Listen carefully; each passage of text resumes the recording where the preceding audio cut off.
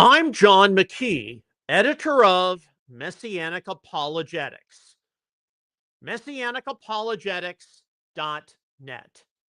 And I would like to welcome you to this episode of Messianic Insider, your theology and news roundup for February the 2nd, 2026. We start a new week and we start a new month. School has resumed here in North Texas. Things are beginning to warm up a little bit. There's still ice here and there. I actually spent Friday afternoon, after we concluded our episode, removing a thick 1-inch layer of ice from the driveway. But everything appears to be getting back to normal, and I hope that you will notice some improvement in the quality of Messianic Insider after the first full week with our new system. All right, so before we get started, just a few housekeeping items.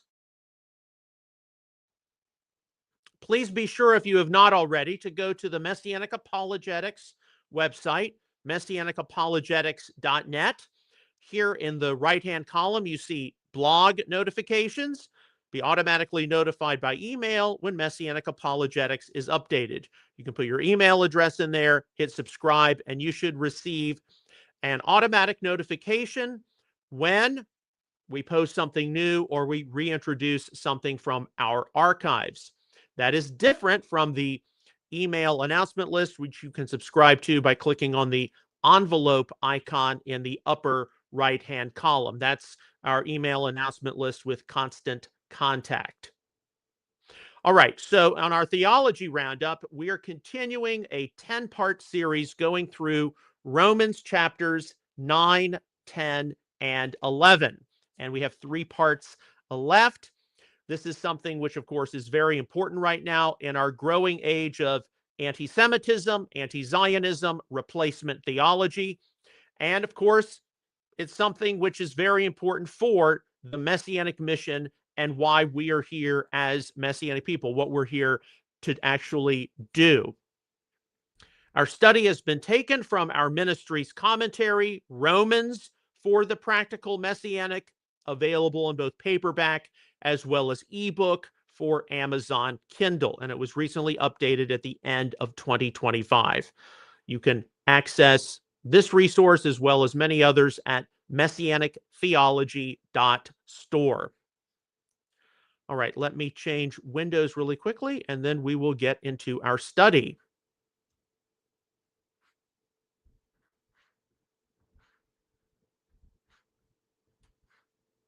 All right, there we go. That is where we left off on Friday. Romans 11, 7 through 10. What then? That which Israel seeks for, it did not obtain, but the elect obtained it, and the rest were hardened. Just as it is written, God gave them a spirit of stupor, eyes that would not see, and ears that would not hear, to this very day. Deuteronomy 29:4, Isaiah 29:10. And David says, let their table be made a snare, a trap, a stumbling block, and a retribution to them. Let their eyes be darkened that they may not see. Always keep their backs bent. Psalm 69, 22, and 23, Septuagint 35:8.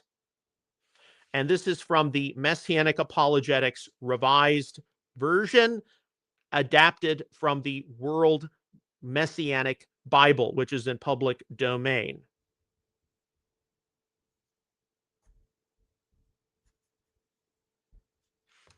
All right, Romans 11:7. Paul substantiated how the preservation of a remnant within Israel proper, Romans 11:5, by God's grace and not human effort, Romans 11:6, had come about in previous biblical history.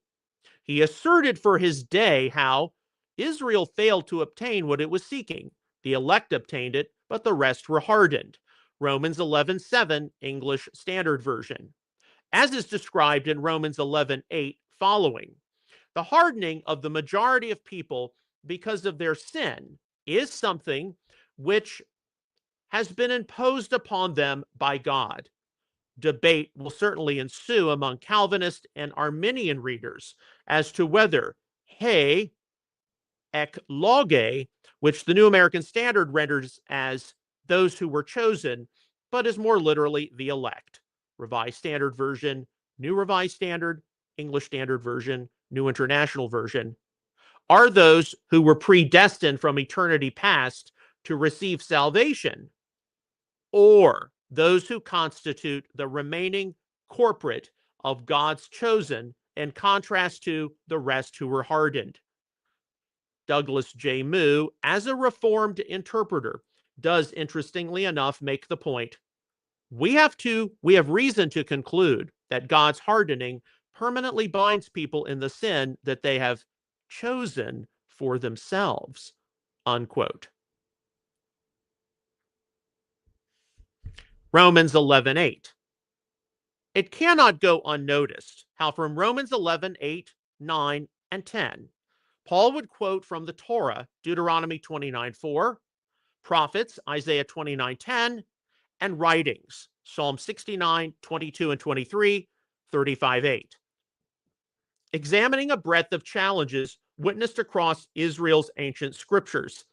His first appeal in Romans 11:8 to Deuteronomy 29:4 appears within the scene of how the ancient Israelites were widely unable to fully recognize the great significance of God's miracles and signs before them.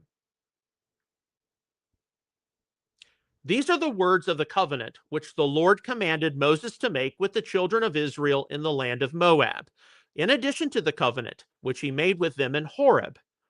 Moses called to all Israel and said to them, your eyes have seen all that the Lord did in the land of Egypt to Pharaoh, and to all his servants, and to all his land, the great trials which your eyes saw, the signs, and those great wonders. But the Lord has not given you a heart to know, eyes to see, and ears to hear to this day. Deuteronomy 29, 1 through 4, World Messianic Bible.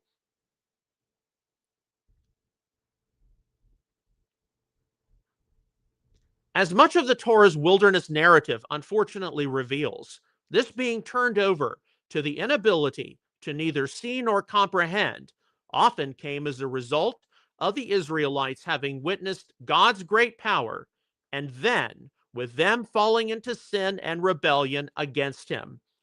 The second appeal, seen in Romans 11:8, to Isaiah 29:10, is witnessed with the destruction of Jerusalem impending, as it is declared, for the Lord has poured out on you a spirit of deep sleep, and has closed your eyes, the prophets, and he has covered your heads, the seers. Isaiah 29:10, World Messianic Bible. The people were largely unwilling to heed the words of those true prophets like Isaiah, who were sent by the Lord to call the people back to him and his ways. Because God's ways and will are rejected, and sinners have no intention of turning toward the right path, God turns them over to what they want and hardens them.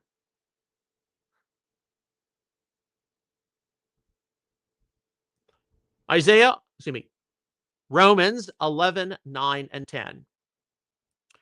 The unfaithful among Paul's first century Jewish contemporaries were in Romans 11, 9, and 10 compared to David's adversaries, with Psalm 69, 22, and 23 stating, let their table before them become a snare. May it become a retribution and a trap. Let their eyes be darkened so that they can't see. Let their backs be continually bent. Psalm 69, 22, and 23, World Messianic Bible. The travesty to which David prayed that his enemies would be turned over was now applied to those first century Jews who rejected Yeshua, who seemingly had little or no intention on changing their minds about him. This is not the only place in the apostolic scriptures where a theme from Psalm 69 is applied to or involved with Yeshua in some way. Matthew 27:34, Psalm 69:21. John 2:17, Psalm 69:9. 1928, Psalm 69:21. Also referenced is Psalm 35:8 in another prayer issued by David about his enemies. Let destruction come on him unawares. Let his net that he has hidden catch himself. Let him fall into that destruction. Psalm 35:8, World Messianic Bible. A perspective issue does need to be considered regarding the term tamid, continuance, unceasingness, from the Holiday Lexicon in Psalm 69:23. This was rendered in the Septuagint by the phrase dia pantos, which some English translations have as forever, New Revised Standard, English Standard Version, New American Standard, New International Version, but others as either always, American Standard Version, Green's Literal Version, or continually, Complete Jewish Bible, Holman Christian Standard Bible, Tree of Life Version, and the Brown and Comfort Interlinear. The rendering continually is especially argued by C.E.B. Cranfield because it is not as though there was never going to be any hope ever for Paul's Jewish contemporaries who have rejected their Messiah, as would be seen in the discussion following. It is also useful to consider some later Jewish perspectives on the issue of what is to take place at the dining table, per Paul's statement, let their dining table become for them a snare and a trap, a pitfall and a punishment. Romans 11:9, Complete Jewish Bible. In the Mishnah tractate, Perkei Avot, it is observed that when teachings of the Torah are not discussed at the table, hence discussion about matters of God's word, then it is as though dead sacrifices were partaken of, and those eating were both filthy and vomiting. Rabbi Simeon says, 3 who ate at a single table and did not talk about teachings of Torah while at that table are as though they ate from dead sacrifices. Psalm 106:28. As it is said, for all tables are full of vomit and filthiness, if they are without God. Psalm 106:28. But 3 who ate at a single table and did talk about teachings of Torah while at that table are as if they ate the table at the omnipresent.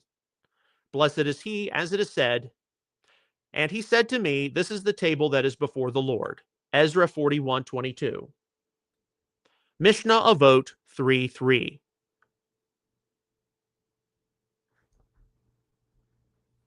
One wonders about some of the first century Jewish discussions, which certainly many religious leaders had when dining, about Yeshua of Nazareth, which were doubtlessly disdainful. At the same time, though, given much of the tenor of Paul's letter to the Romans and the warnings he issued toward the non-Jewish believers about arrogance and hostility not to be harbored toward the Jewish people, what anti-Semitic discussions might a few of them had at meal times? See the tenor of much of Romans chapter 14.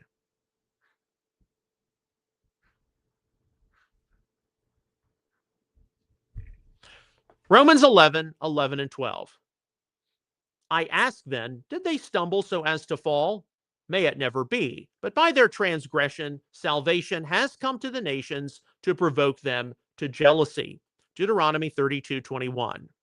Now, if their transgression is riches for the world, and their loss riches for the nations, how much more will their fullness be? Messianic Apologetics, Revised Version.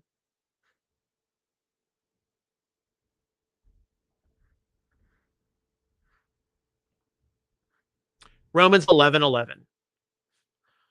The widespread condition of Paul's first century Jewish contemporaries was not a permanent one, as he asserted.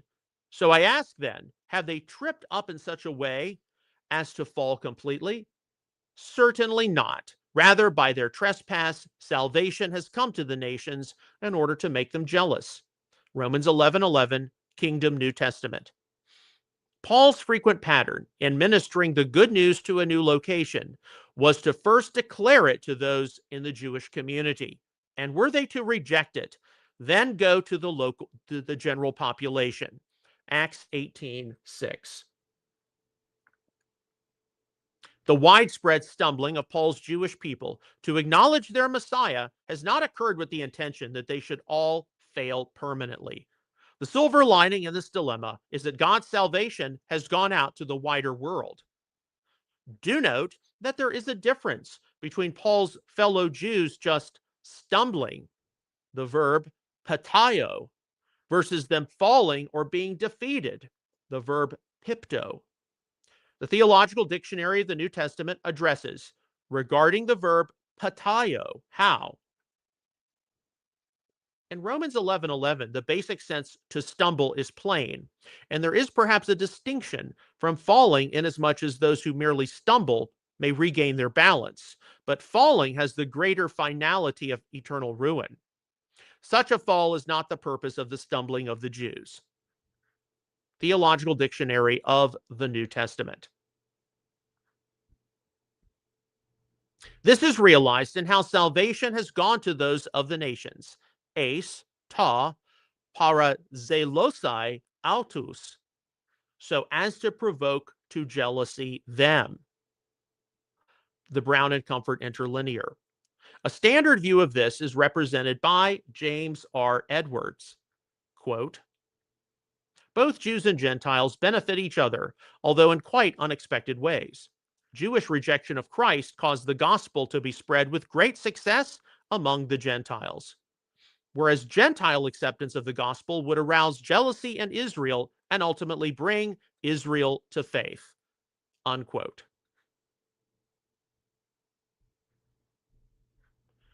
With more Jewish specificity in mind, for sure, David H. Stern observes in his Jewish New Testament commentary, quote, the deliverance was meant for Israel, Matthew 10:6, 15:24.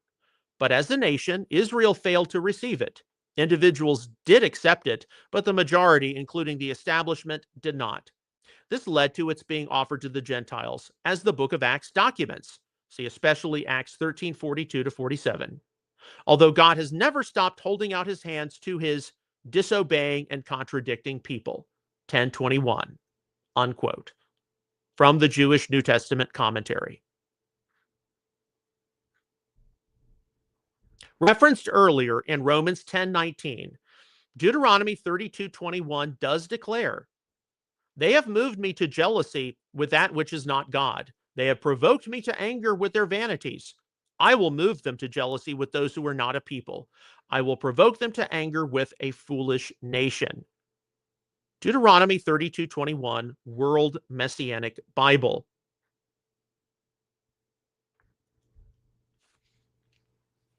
Appearing in the PL stem, that's intensive action, active voice, the verb kana mainly means be jealous or zealous, Brown Driver Briggs, and was rendered by the Septuagint with parazelao, which also appears in Romans 11:11. Likewise, mainly meaning provoke to jealousy, make jealous, from the BDAG lexicon. The standard translation of parazelao will be along the lines of to make them or / Israel jealous. New American Standard, Revised Standard Version, New Revised Standard, English Standard Version, or provoke them to jealousy. The Complete Jewish Bible. As in experiencing the blessings originally intended for Israel proper, via faith in Israel's Messiah, the redeemed from the nations are to make Israel proper jealous for their Messiah. There are some versions which render parazelao in Romans 11:11 as either envious, New International Version, or envy, Revised English Bible.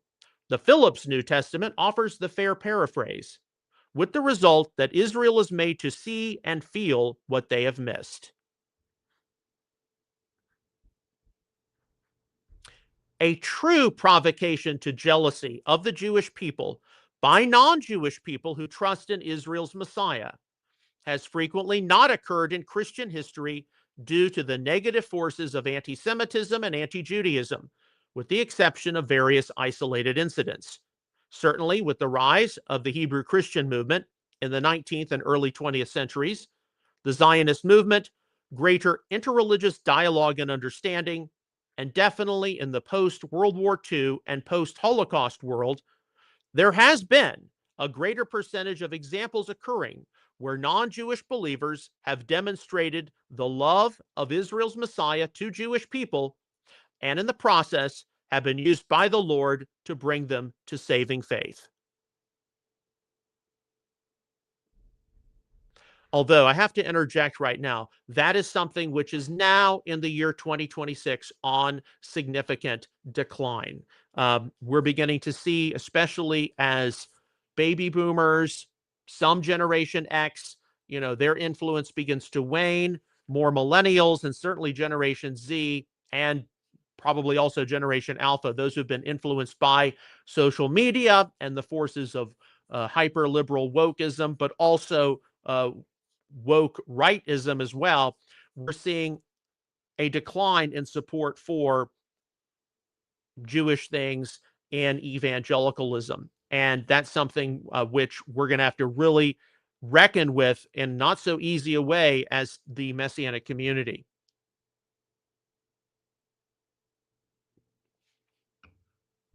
All right, let's pick up our study again. Romans 11:12. The Apostle Paul asked, mainly, the non-Jewish believers in Rome, a direct question about the then present wide-scale Jewish rejection of Messiah Yeshua. If their trespass means riches for the world, and their impoverishment means riches for the nations, how much more will their fullness mean? Romans 11:12, Kingdom New Testament. If the corporate rejection of the Jewish people to the Jewish Messiah results in the world at large coming to a saving knowledge of him, passo malon ta pleroma alton, how much more their fullness, Tree of Life version. Now listen to what I'm about to say. This is very important, especially as it regards Romans 11:25 following, which we'll get into tomorrow.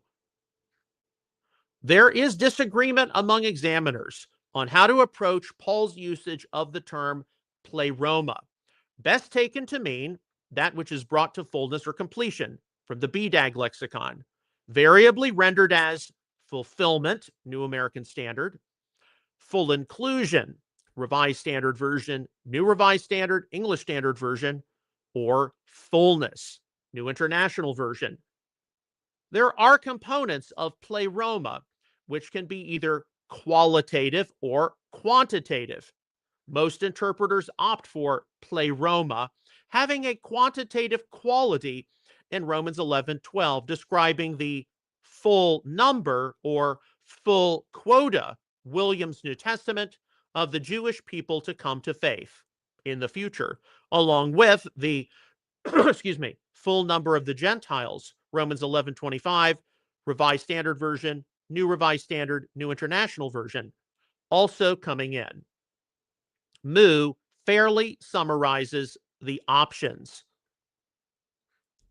Quote, with a qualitative connotation, pleroma, as the opposite of Israel's trespass and defeat, would refer to her completion, the full restoration of Israel of the blessings of the kingdom that she now is, as a corporate entity missing. If, on the other hand, we give quantitative sense to pleroma, Paul's reference would be to the full number of Jews. The implication in this case would be that to represent remnant, that to the present remnant there will be added a much greater number of Jewish believers so as to fill up the number of Jews destined for salvation, unquote.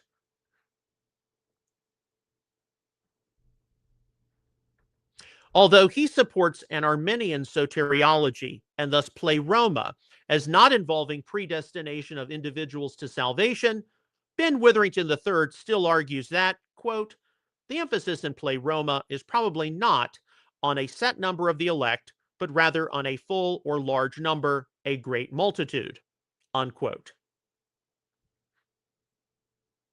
The view of this meaning full number might have some ancillary support from 4 Ezra 6:25 in the Apocrypha.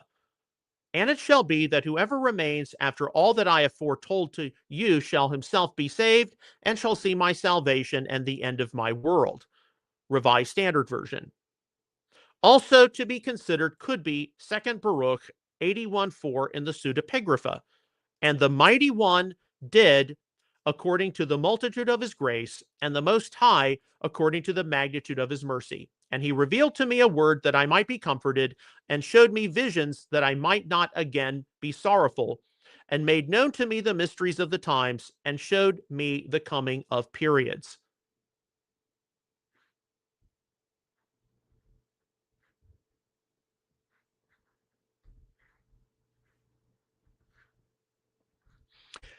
It should be noted that when pleroma is applied to human beings in the Pauline letters, it generally regards ethical, moral, or spiritual maturity. Okay, in my notes here, I'm going to scroll down very briefly.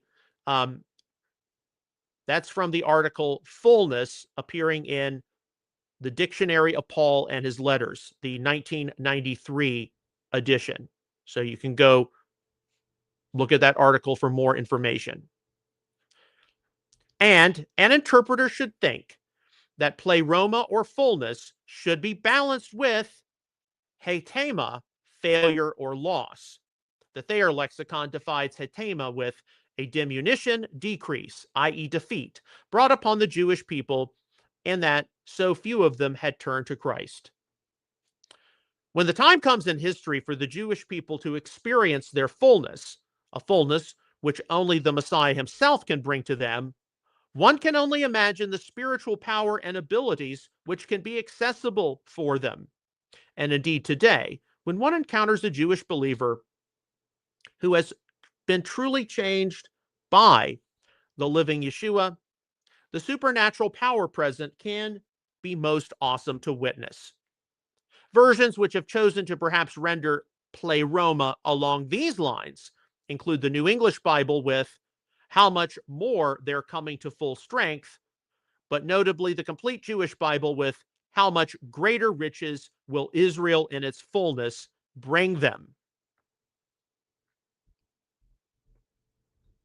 While it is important to approach pleroma in Romans 11:12 in qualitative terms, as it describes what is supposed to happen as the salvation of the Jewish people takes shape, Romans 11:15, one should also be open to considering something which few examiners of Romans are willing to do, and this will carry over into next time.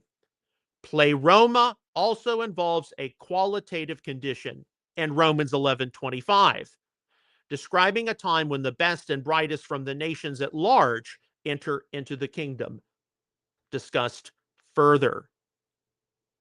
And we'll be getting into that tomorrow.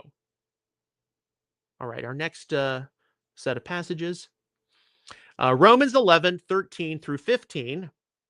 But I am speaking to you, the nations, inasmuch then as I am an apostle of nations, I magnify my ministry, if somehow I may provoke to jealousy those who are my own flesh, and may save some of them.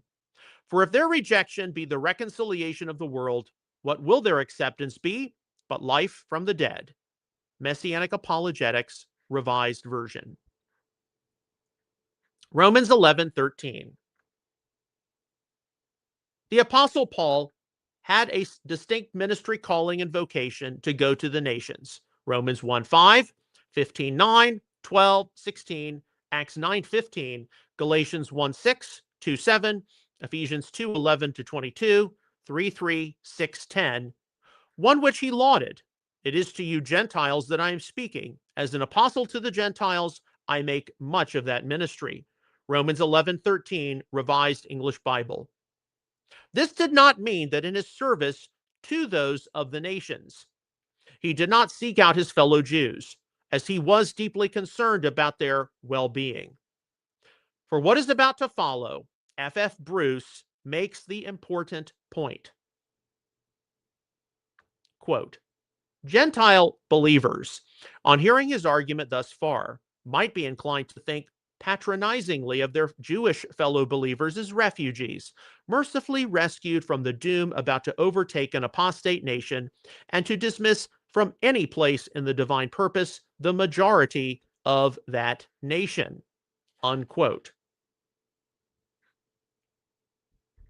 This is precisely the attitude which the ancient non-Jewish believers and any non-Jewish believers of today are not to have.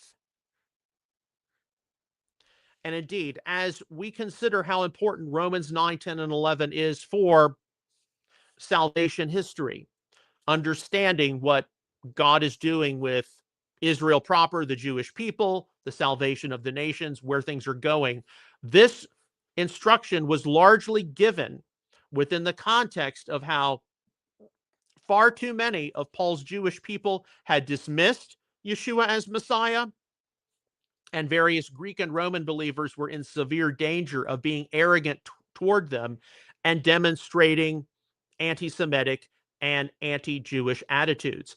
And how much of this has actually changed today? How many people have taken Paul's warnings that seriously? I would suspect that many of us can conclude that Paul's warnings have not been taken as seriously as they should have been. And today, as we evaluate what's going on, especially post October the 7th, Paul's warnings are highly relevant, especially in our supercharged religious environment. All right, let's return now to our study, Romans 11:14. Paul made the assertion that he magnified his ministry to the nations. Romans 11:13. If by any means I may provoke to jealousy them that are my flesh, and may save some of them. Romans 11:14, American Standard Version. Paul's statement here should certainly be taken as a reminder of not only how he never gave up on his fellow Jews, and how his mission to the nations never excluded the proclamation of Israel's Messiah to his fellow Jews with the intention of seeing them saved. Interestingly enough, though, while the redeemed from the nations have the responsibility of seeing the Jewish people provoked to jealousy for faith in their Messiah, Romans 11:11, so too are Jewish believers to provoke Jewish non-believers to jealousy for faith in their Messiah. Romans 11:15. The significance of Jewish salvation is highlighted. For if their casting Yeshua aside means reconciliation for the world, what will their accepting him mean? It will be life from the dead. Romans 11:15, Complete Jewish Bible. Zoe ek necron is quite serious for sure. Yet, life from the dead has been taken by some as a wide-scale Jewish rejection of Yeshua, only being reversed at the season of the resurrection of the righteous. Ezekiel 37, 1 through 14, 1 Thessalonians 4, 13 through 18, Revelation 20, verses 4 through 6, with at times also being associated with various pre-tribulation rapture presuppositions, but not always.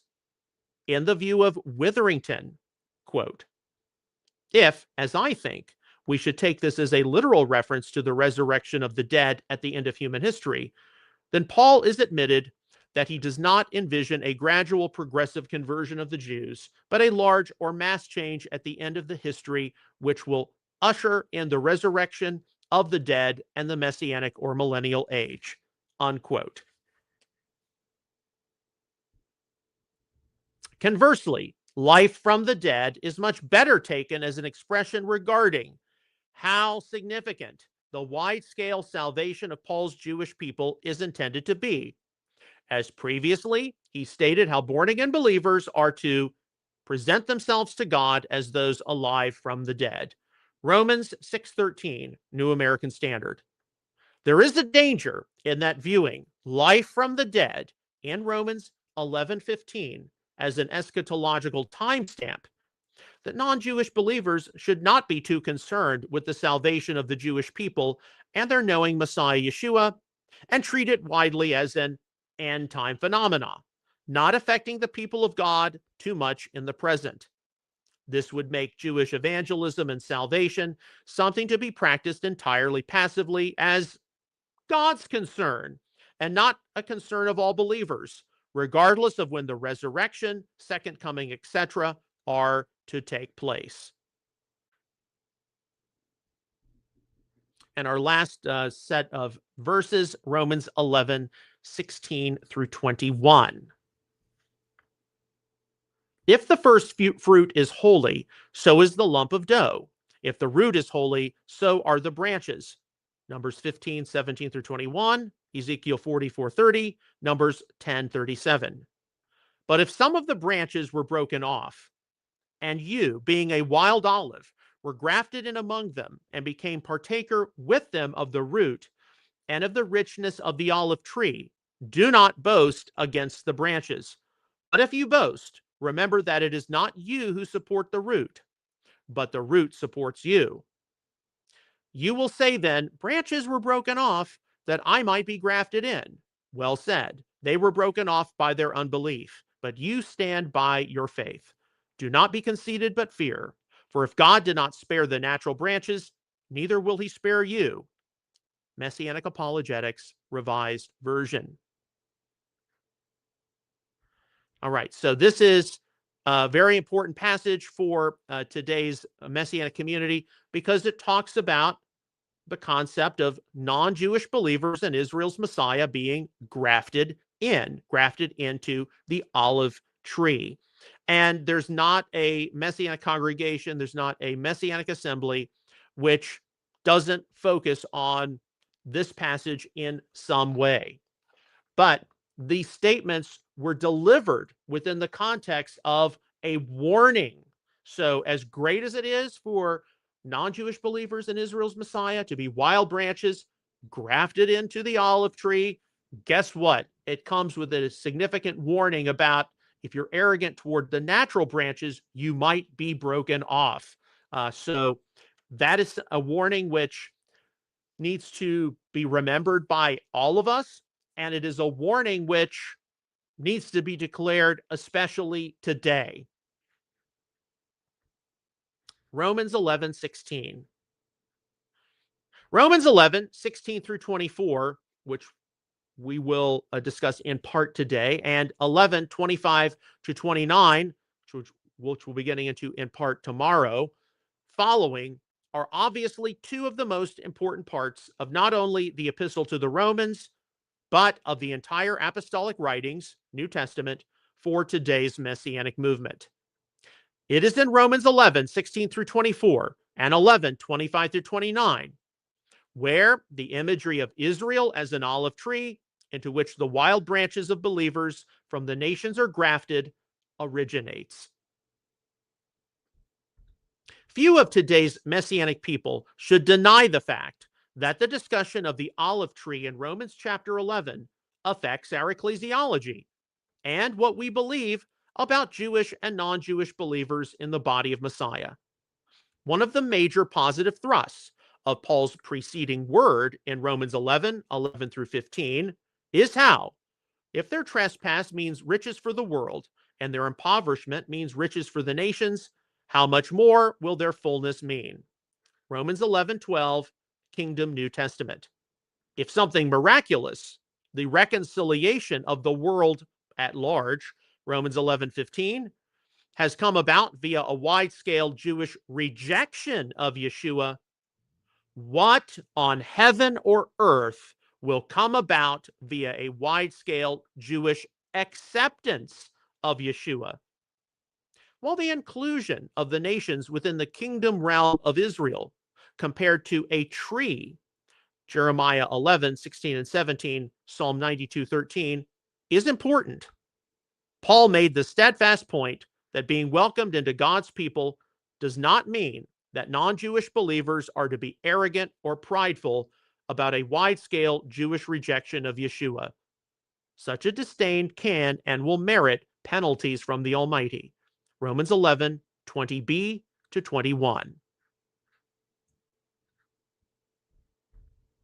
Paul emphasized the sacredness of his own Jewish people to the non-Jewish believers in Rome by stating, if the first handful of dough is consecrated, so is the rest of the lump. If the root is consecrated, so are the branches. Romans 11:16, Moffat New Testament.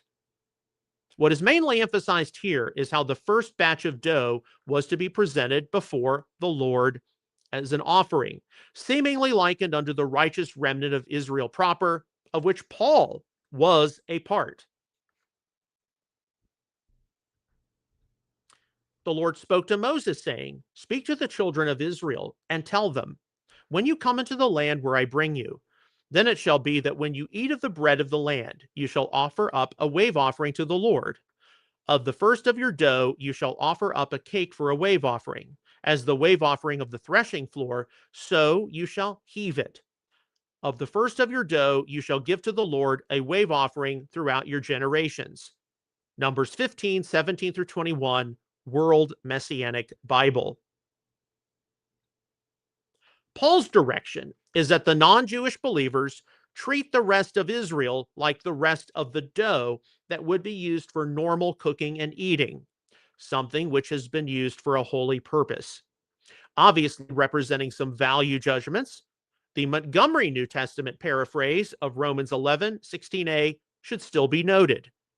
Now, if the first fruits of the dough, Abraham and the patriarchs, are holy, so is the whole mass of their descendants.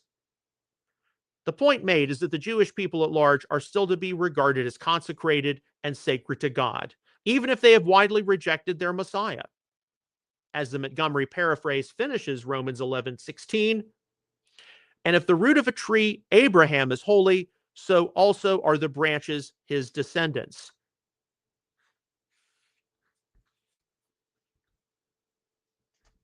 Romans 11:17. The horticultural example provided of the people of God by Paul is as an olive tree with natural branches of the Jewish people and wild branches of the nations.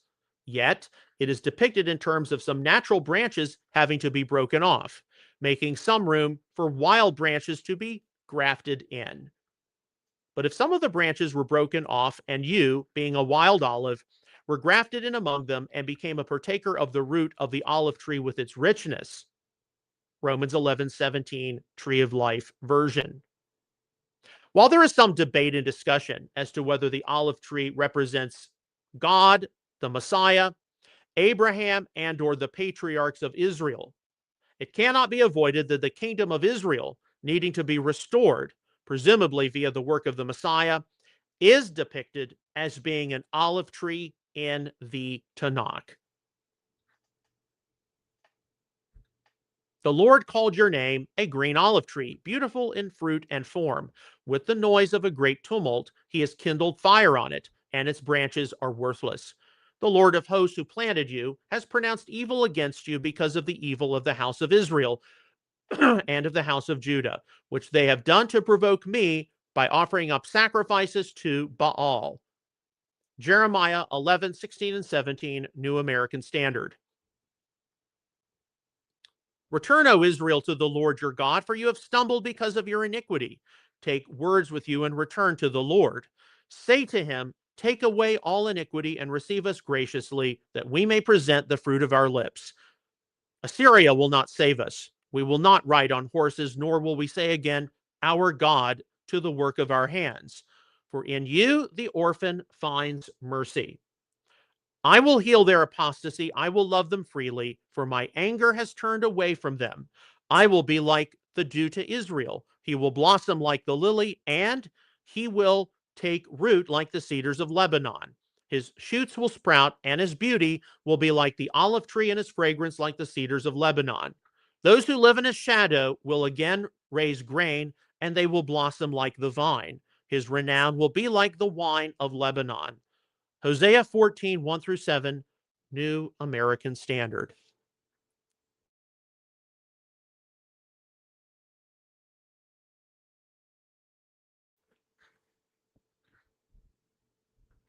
It should be noted that the process of ingrafting from the vines or limbs of one type of tree onto another tree is discussed in both classical and rabbinical sources.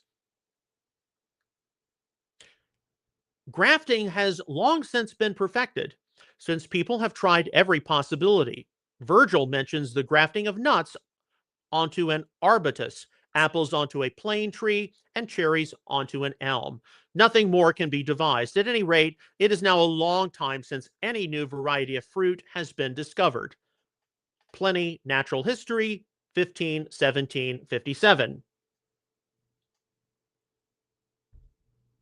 They do not, number one, plant a tree, number two, sink a vine into the ground so that it emerges nearby as an independent plant, or three, graft one branch to another in the year preceding the sabbatical within 30 years of the new year.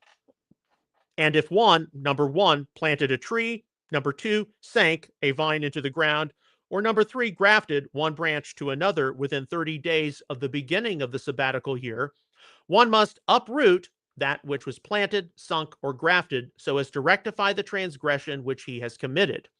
Rabbi Judah says, all grafting that does not take root within 3 days will not take root. Rabbi Yosei and Rabbi Simeon say within 2 weeks. Mishnah, Shevi'it 2:6.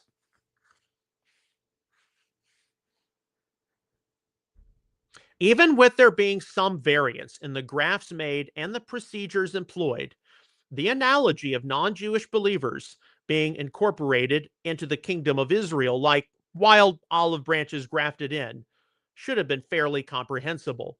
Interestingly enough, with the Genesis 12:3 promise of Abraham's seed blessing the entire world in view, a sentiment is expressed in the Talmud of non-Israelites like Ruth and Naamah being shoots to graft in to Israel.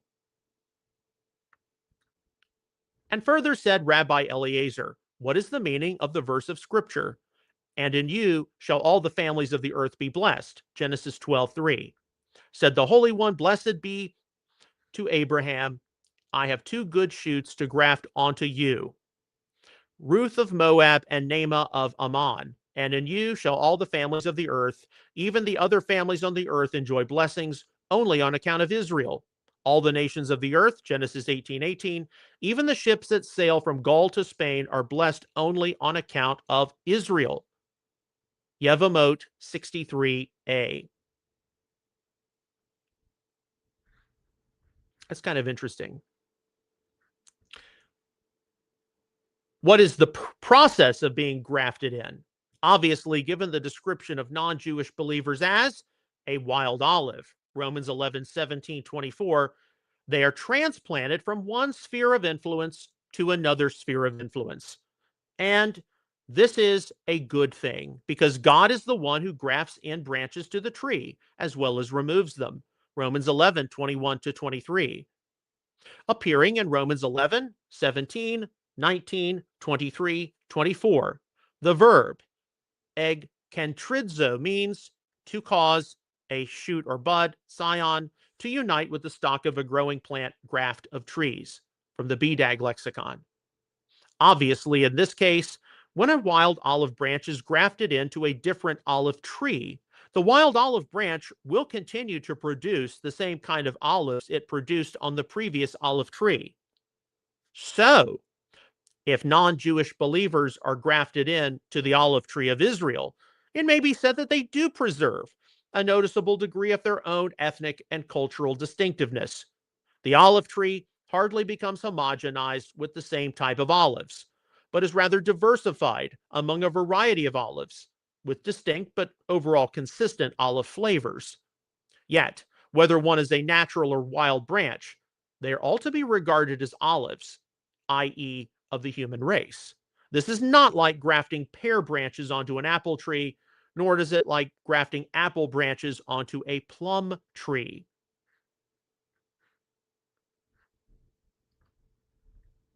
One clear mistake, even present among translations of Enna Kentristes and Altois, were grafted in among them, the Brown and Comfort interlinear, is how the wild branches of the nations have not been grafted in their place.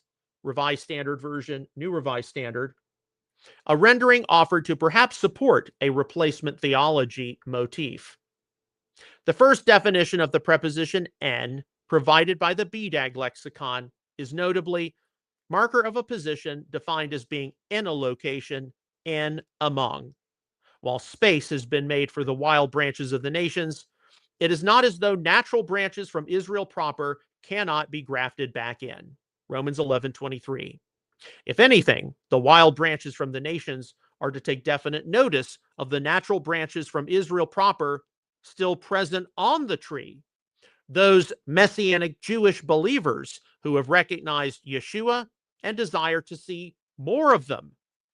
Craig S. Keener makes the important assertion, quote, sources from Paul's day confirm that branches from wild olive trees could be grafted into cultivated olive trees.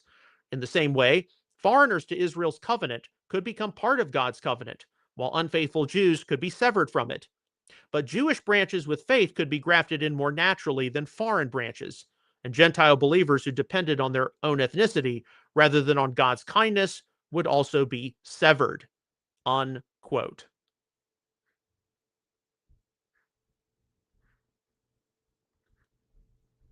Romans 11:18. There has been a cost for the wild branches from the nations being grafted into Israel's olive tree, as natural branches have needed to be broken off. Romans 11:19. Paul issued the imperative to the non-Jewish believers in Rome. Do not consider yourself to be superior to those other branches. If you do consider this, you do not support the root, but the root supports you. Romans 11:18, today's New International Version. The verb kata kaukaomai means to boast at the expense of another, boast against, exult over, from the BDAG lexicon, often rendered as either be arrogant toward, New American Standard, or boast over, Revised Standard Version. While this is especially true in gauging how one group of people benefit as a consequence of another group's apparent misfortune, it is imperative to keep in mind that it could have been rather easy for various Greek and Roman believers to see old anti-Jewish attitudes and prejudices inflamed. As Cranfield describes, quote, it seems likely that Paul is reckoning with the possibility or the actual existence, of an anti-Semitic feeling within the Roman assembly, reflecting the dislike of and contempt for the Jews which were common in the contemporary Roman world.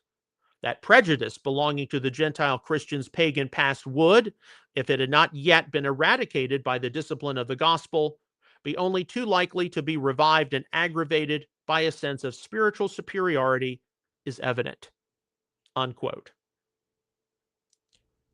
A more general view, with a wider historical scope in mind, is offered by Edwards, his 1992 commentary, in his direction to contemporary Christian readers of Romans. So listen very carefully to this, although it is dated.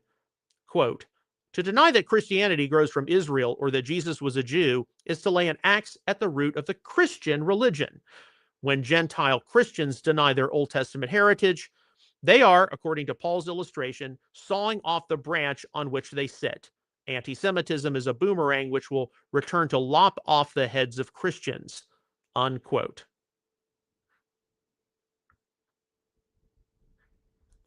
Providing a more conscious approach to not only the first century components, but also the 20th and 21st century ramifications of non-Jewish believers not demonstrating arrogance toward the natural branches of the Jewish people is a major job for today's Messianic movement. It should not be surprising that given the complexities and limitations of human people, that such a job has not always been easy.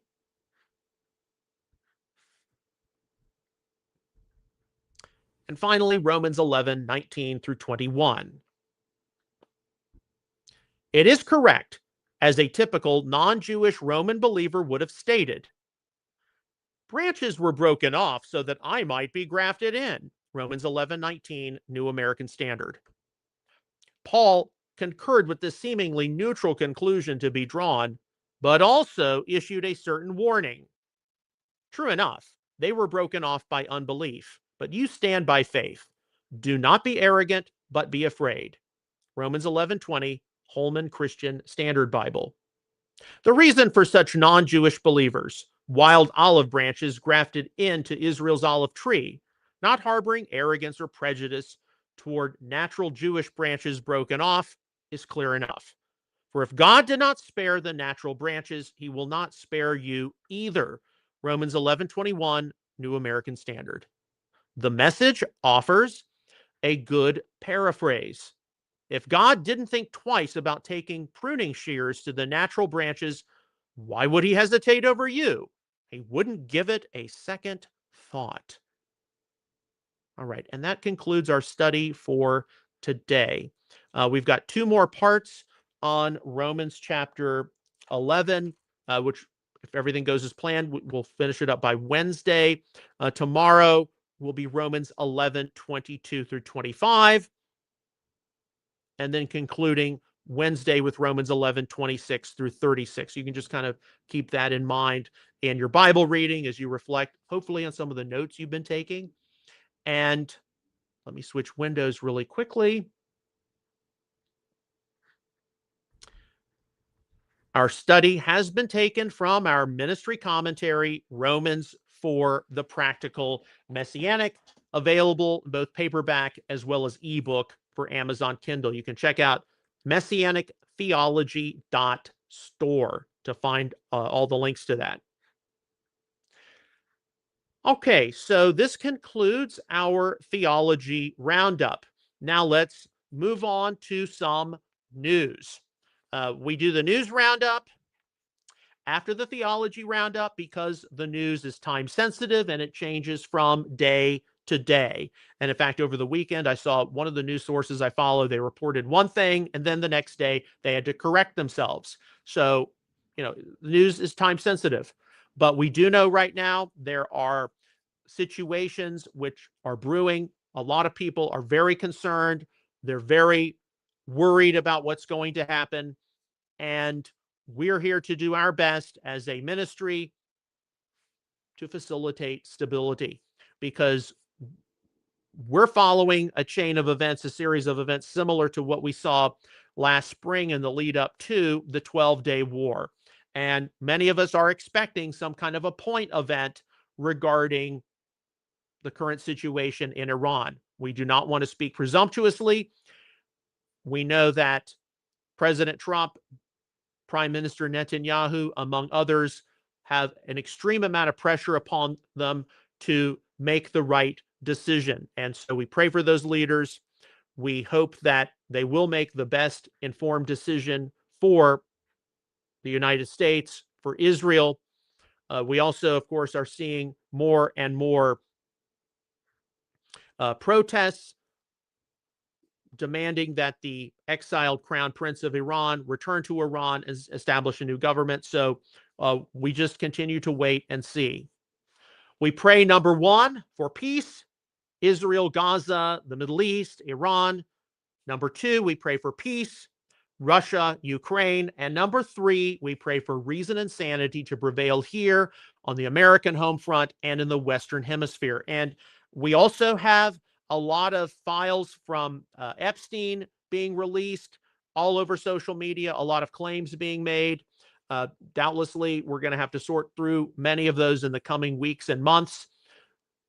And with that, you are going to see rises in anti-Semitism and anti-Zionism.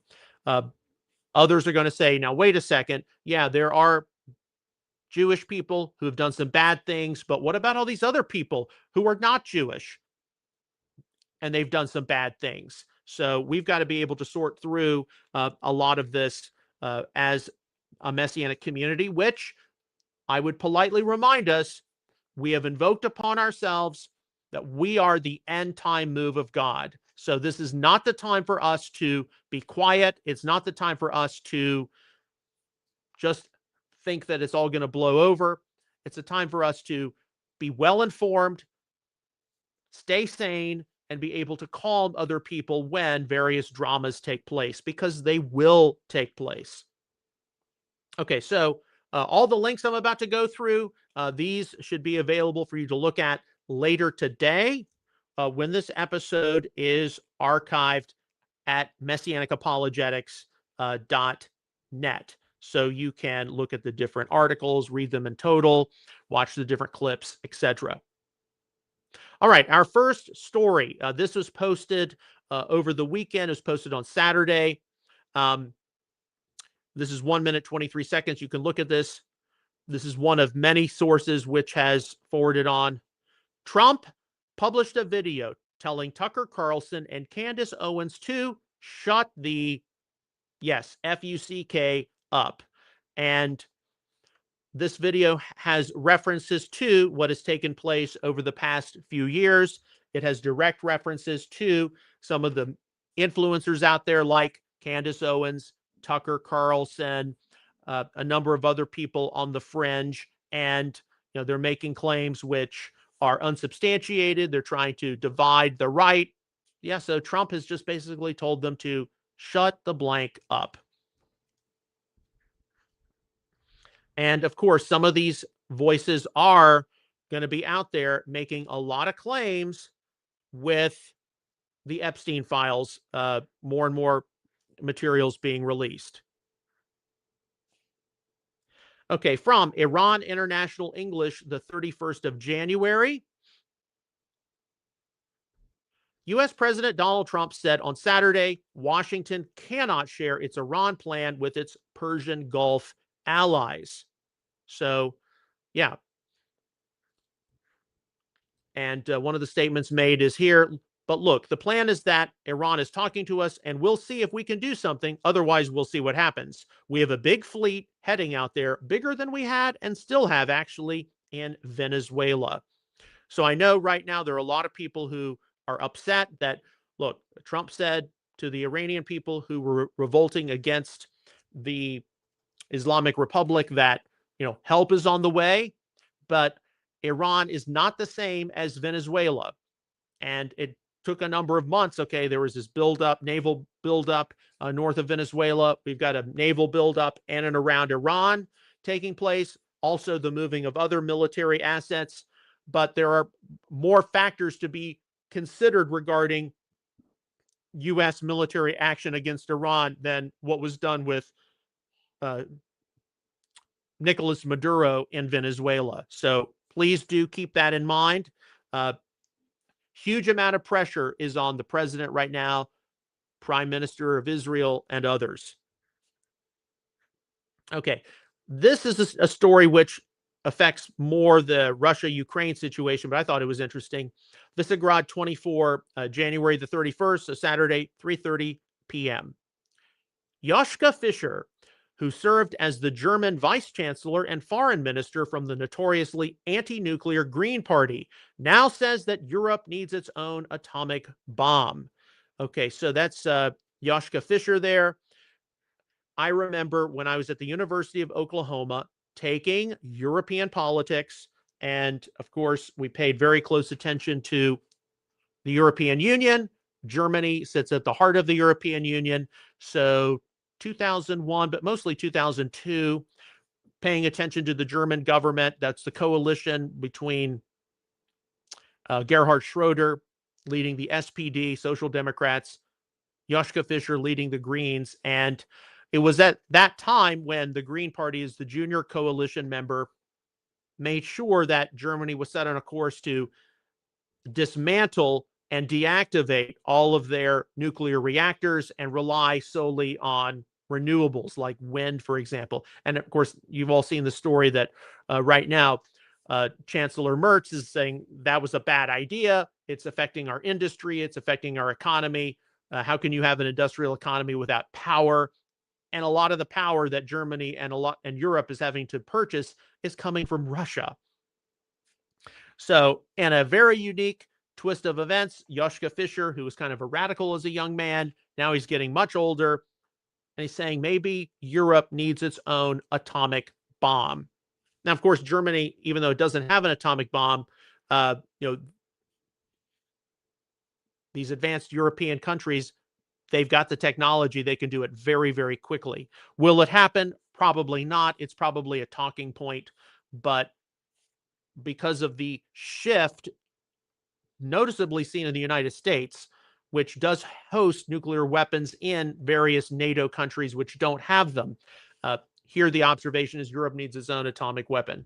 Now, some people, in terms of the end times, might take this in the direction, especially if they believe in a European beast. Well, of course, Europe's going to have its own independent, unified army, its own, advanced weaponry like this, and it's going to sever itself from America. We don't know. But this is, of course, affected by the Russia-Ukraine situation.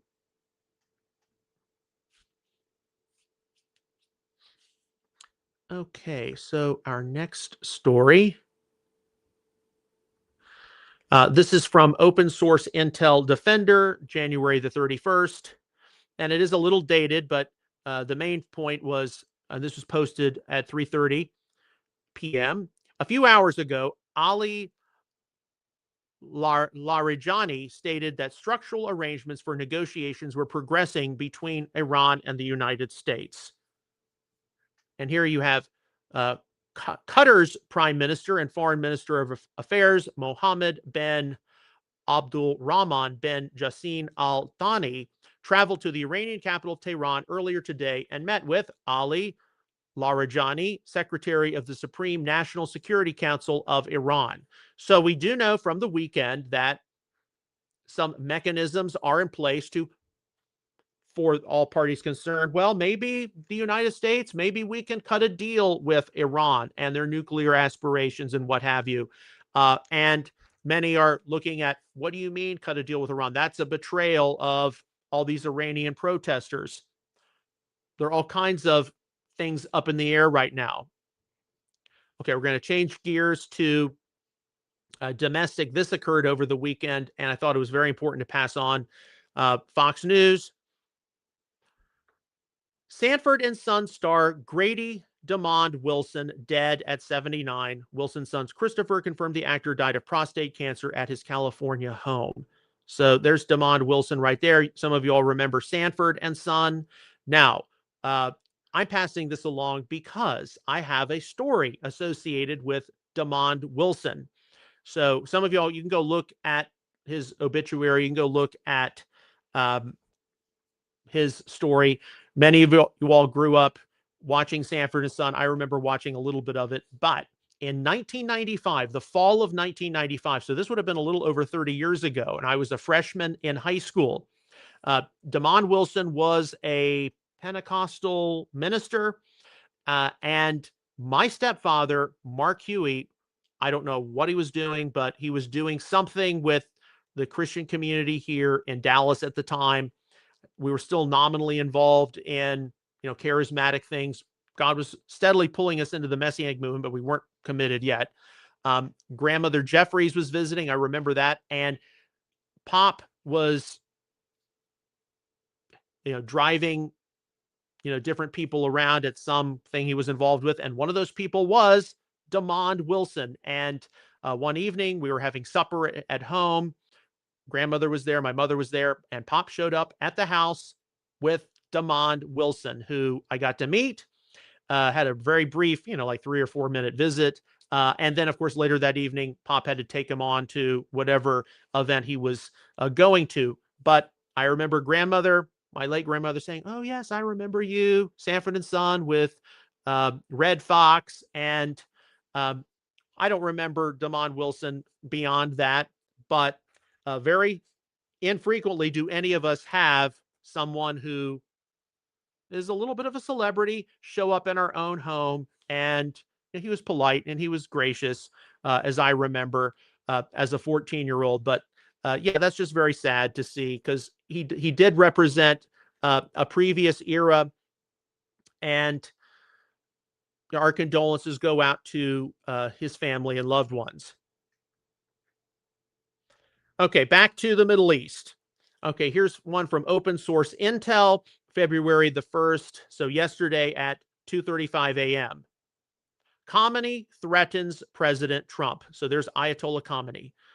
Of course, the Americans need to know that if they start a war, this time it will be a regional war. And so that's been getting a lot of traction on different news outlets. If there's a conflict, Iran is going to make sure, according to the Ayatollah at least, that it becomes a regional conflict. All right, there are going to be a lot of uncomfortable things which we have to sort through from the Epstein files. And I'm only right now going to focus on the things which would more or less directly impact the Messianic community. Not, this leader did this, that celebrity did that, but instead, well, have you noticed how many Jews are referenced in the Epstein files? Well, we're already beginning to see a lot of that. Father Calvin Robinson, many of you all know who he is. He has got major anti-Semitic problems. Here, he posts some clips, which are presumably from the Epstein files, where the term goyim is used in a derogatory way. And he just asks the question, what is a goyim? And of course, it has to do with how, at least according to some of these excerpts, people of the world at large who are not Jewish, goyim, they're not as good as Jews are, they are inferior, and a whole lot of other bad conspiratorial ideas. Anyone who has studied biblical Hebrew, and in fact, you look at some of the comments in this post from X, there are people who have pushed back against Calvin Robinson, and they've said, look, if you are an Anglican priest and you have theological training, surely you know how the terms goy and goyim are used in the Holy Scriptures, and you know that it means nations, and that Israel itself is called a goy. So, but here obviously, Robinson is intending to inflame various prejudicial uses of the term goyim, the Gentiles, right? And inflame different anti-Semitic, anti-Jewish attitudes, and get people to think that all that's seen in the Epstein files are all of these Jewish people who hate Gentiles, the goyim, and they want to, use them for their own self-aggrandizing purposes, among other things. How are we going to sort through this in the Messianic community? I know that from time to time, and we've discussed this before, there are non-Jewish people in the Messianic community who they don't like the English term Gentile, and they would like to see some alternatives used because of how a term like goyim can be used in a derogatory way by some people in Judaism. So if we need to be careful about how we use a term like Jesus or Christ, instead use Yeshua, Messiah, a term like cross, use execution stake. Why could we not see some alternatives like non-Jewish or the nations used instead of Gentile? But Calvin Robinson is somebody to keep your eyes on, especially because he is involved with the conservative right here in America, although he's not an American. But he is not a friend of Israel, the Jewish people, promotes a lot of supersessionism, and he's not the only person who's going to say remarks which are derogatory toward Israel and the Jewish community from Epstein. I can already assure you of that. Okay. The Middle East. Here's a post from Fox News. There's a 14-second clip. This is from yesterday, 11:54 a.m. Moments ago, President Trump responds after Iran's supreme leader warned of a regional war if the U.S. attacks Tehran. And so Trump said, if we don't make a deal, then we'll find out whether or not he was right. So we're still in a phase right now when the U.S. is trying to figure out what it's going to do. There are a lot of different options on the table. Our next story alludes to some of this. This is from Open Source Intel Defender yesterday, 12:03 p.m., so about the same time. American airstrikes on Iran are not imminent, U.S. officials say, because the Pentagon is moving in additional air defenses to better protect Israel, Arab allies, and American forces in the event of a retaliation by Iran and a potential prolonged conflict, officials tell the Wall Street Journal. And there's more detail regarding that in this post. So, how much of the look, let's cut a deal with Iran, how much of that is actually going to occur? Let's negotiate. How much of it is buying some proverbial time? Let's get more defenses in place. This will, if there is going to be a conflict, it's going to be a lot different than the 12-day war we saw in the spring of last year. These are the kinds of things you've got to keep in mind right now. Okay, so from that same interview, Fox News posted this. This is more for the Western Hemisphere, 17 seconds. Moments ago, President Trump speaks on the future of Cuba after moving to cut its key oil supplies. And he says, I think we're going to make a deal. Okay, now, obviously, this is the Western Hemisphere. I know many people who are Cuban, many people who know Cubans, they have been praying and hoping for the downfall of the communist regime in Cuba for a long time. We don't know what's going to happen with Cuba, but now that Maduro has been removed from Venezuela and Cuba's been cut off from Venezuelan oil and Venezuelan money, it'll be interesting to see what happens now in Cuba. Okay, per the Epstein issue, yesterday in the New York Post, DOJ open to charging more Jeffrey Epstein associates after latest document dump, Deputy Attorney General. Okay, we'll see if that has any traction to it. But we do know that a lot of people are going to be responding to the Epstein files. Now, here's another uncomfortable post that was circulating over the weekend on social media. Sorry about that. Regarding Epstein. And this was forwarded on by Eyal Jacoby. But here you see a picture of course, Jeffrey Epstein. Looks like he's in his office or home office. And here above him, this stack of books. And so various people are claiming Epstein had the Talmud in his office.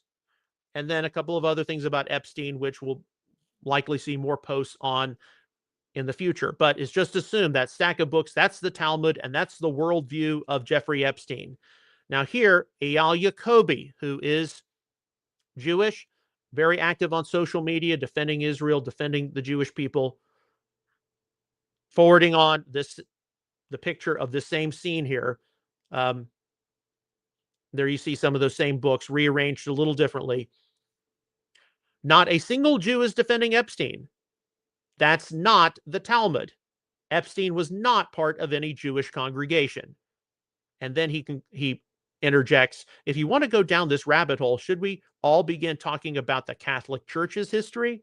Yeah. So now I can't clearly see what these books are, but you cannot automatically assume that's the Talmud. And of course, what happens from all these anti-Semites is they cherry pick statements from the Talmud. Negative statements about Jesus, negative statements about non-Jews, the nations, Goyim, right? And there are a lot of statements in the Talmud which are negative toward Yeshua. They're negative toward non-Jewish people. They're statements which are positive toward the nations. They are, positive toward the things which, evangelical Christians, matter about. So there are a lot of statements appear in the Talmud. A lot of people are unaware of it. Many volumes of the Talmud, but anti-Semites have had a history of, well, the Talmud forms his worldview. It supersedes the Torah. It supersedes the Bible.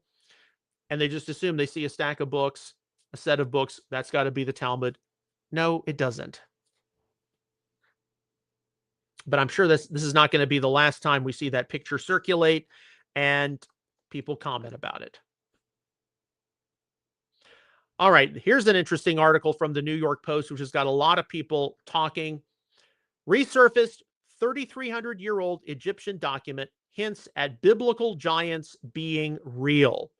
So here you actually see Genesis chapter 6 of the Bible is about God's response to the widespread human wickedness and corruptness, which was supposedly caused by Nephilim, powerful beings that were the sons of fallen angels and human women.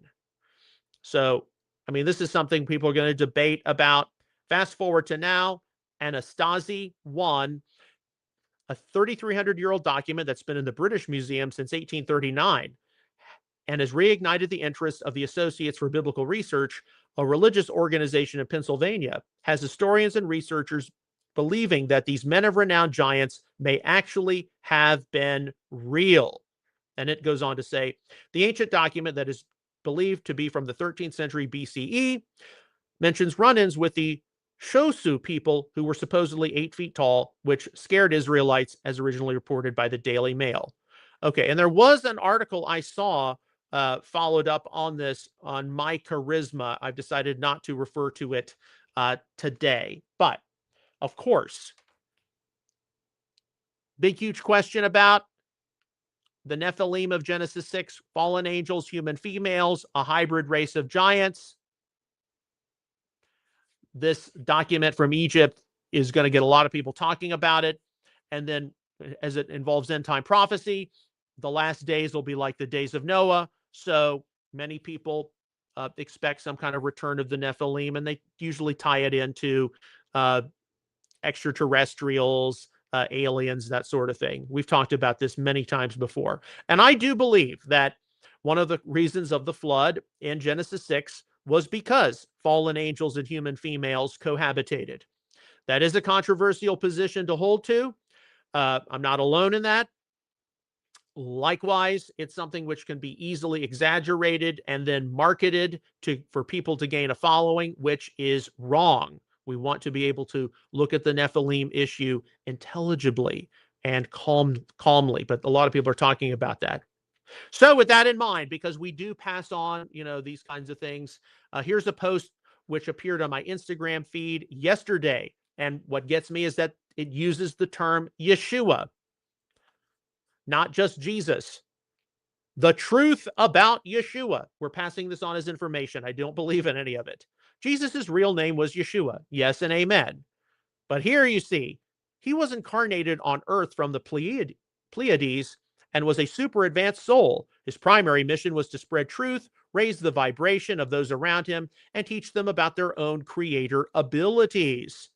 The dark forces quickly took care of Yeshua, but his energetic presence lived on in thousands of people. His story was unfortunately turned into worship and filled with many untruths. This was never what Yeshua wanted. He wanted humanity to finally step into their own power and realize that they are no different from him. And then there's more which goes on. But basically, claiming that Yeshua was from the Pleiades, this basically comes from the perspective that Yeshua, Jesus, was an alien, right? And I know that a lot of us in the debate over the messiahship of Yeshua, we think it's just all about messianic prophecy. Do you consider Yeshua to have been a good man, a good teacher, a reformer, a philosopher, a prophet even, the Messiah? And then, yes, I believe Yeshua is God, absolutely. But now we're going to have to deal with more and more people. Thank you, internet. Thank you, social media, who conclude that, well, Jesus was an alien. And there's a lot of stuff out there which circulates, and more young people are doubtlessly going to be affected by it.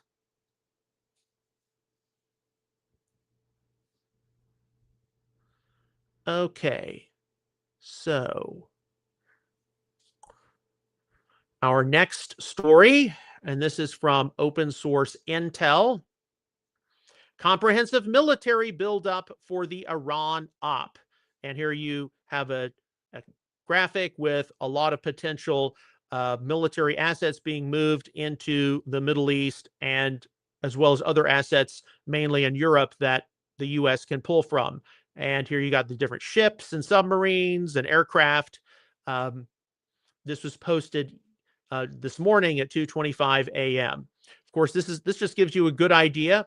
It's not comprehensive at all, but These are the kinds of things which do have to be moved into place in order for us to see potential military action taken against Iran.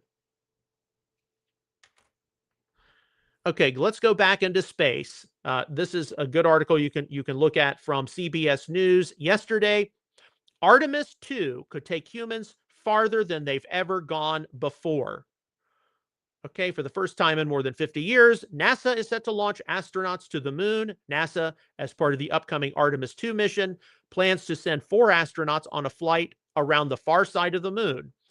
The crew could fly deeper into space than any humans ever before, about 250,000 miles from Earth. And indeed, if things go as planned, their launch window is going to be for February the 8th. So that would be this upcoming Saturday. And of course, we haven't been back to the moon in around 50 years. A lot of questions surround that. Not going to get into those today. I am a big, huge fan of space exploration, so I am looking forward to this without question. All right, from the Jerusalem Post. This is from today, February the 2nd, 7:38 a.m. There's a 2-minute, 21-second clip. On the Sunday prior to International Holocaust Remembrance Day, more than 600 churches worldwide, representing 1,100 Christian leaders and tens of thousands of congregants, took part in the 3rd annual Solidarity Sunday, a global initiative hosted by Eagle's Wings. Okay, take a look at some of the numbers here. It's very important that Christian people remember International Holocaust Remembrance Day, but only 600 churches worldwide, representing only 1,100 Christian leaders. Should there not be more? And what did your Messianic congregation or synagogue do about this? Did you keep this issue in mind, or did you just kind of let it go by the wayside?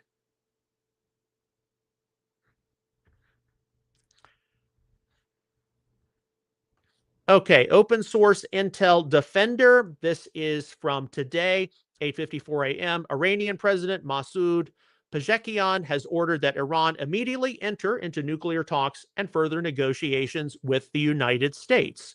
Okay, so the Iranian president has authorized there to be negotiations on Iran's nuclear aspirations with the U.S. And is this actually going to happen? That's the question we've got. What's going to come of potential negotiations?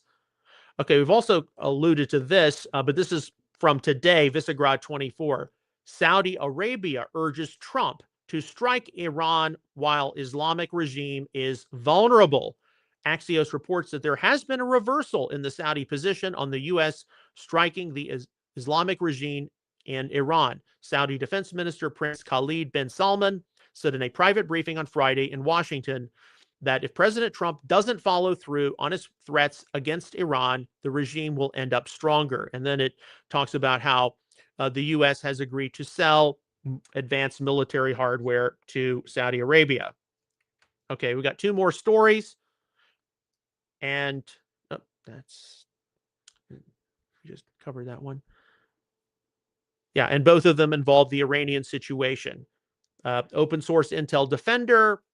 This morning, 11:41 a.m., President Donald J. Trump's special envoy, Steve Witkoff, and Trump's son-in-law, Jared Kushner, are expected to meet Friday in Istanbul with Iranian Foreign Minister Abbas Aghraki, alongside representatives from several Arab and Muslim countries to discuss a possible new nuclear deal. Okay, so that's what is on the apparent agenda for the end of this week. Iran is going to negotiate with the United States over their nuclear aspirations. Is this going to actually happen? So here we have open source Intel interjecting an opinion, possible opinion. This is from today, 10:16 a.m. And there's a 1-minute, 12-second clip. 4 days before Israel's devastating strike on Iran, President Trump said diplomacy was still in play, telling reporters, "We have a meeting on Thursday, so we will wait until Thursday." Thursday arrived with a very different kind of meeting. 100 Israeli jets in Iranian airspace.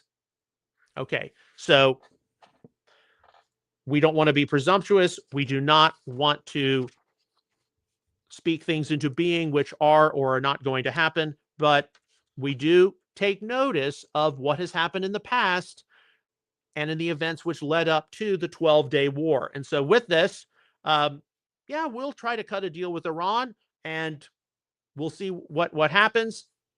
What's going to happen in the coming days, we don't know. But we do have a responsibility to pray for the people in the Middle East, pray for the people in Israel, pray for the people of Iran. We pray for peace. But we also know that a lot has happened with the population rising up against the Islamic Republic and in calling for the return of the exiled crown prince, who would presumably return and help transition the country into a kind of constitutional monarchy. But we don't know what's going to happen. We do know we have to be paying attention. And with all the things which are occurring, especially now with the release of more Epstein documents, expect to see more and more Christian nationalist types say things about Israel, the Jewish people, that will affect your own Messianic congregation or synagogue. It is inevitable. So we live in a very tense time. I know many of you all are concerned. I know I am concerned, but the Lord is on the throne. We have access to the infinite power of heaven, and I hope and pray each one of us appeals to God's power, the forces of light, angelic hosts, and that all of us stay protected as we seek his will and accomplish his work. All right, so that concludes our news roundup for today. As always, on behalf of Messianic Apologetics, I would like to sincerely thank you for your ongoing prayers, encouragement, and support for all of our ministry efforts. And please, as we have just entered into calendar year 2026, consider signing up for a monthly $25 or $50 donation. Your resources directed to our ministry mean a lot, and they go a long way. If you haven't already, please do visit my website, messianicapologetics.net, where you can access a wide array of articles, frequently asked questions entries, back issues of Outreach Israel News, back episodes of Messianic Insider, different McKee moment shorts, etc. And please be sure to give this episode a thumbs up or a heart on social media. It will help with our exposure. We will see you again tomorrow with another episode of Messianic Insider. Until then, may God bless you, shalom, and take care.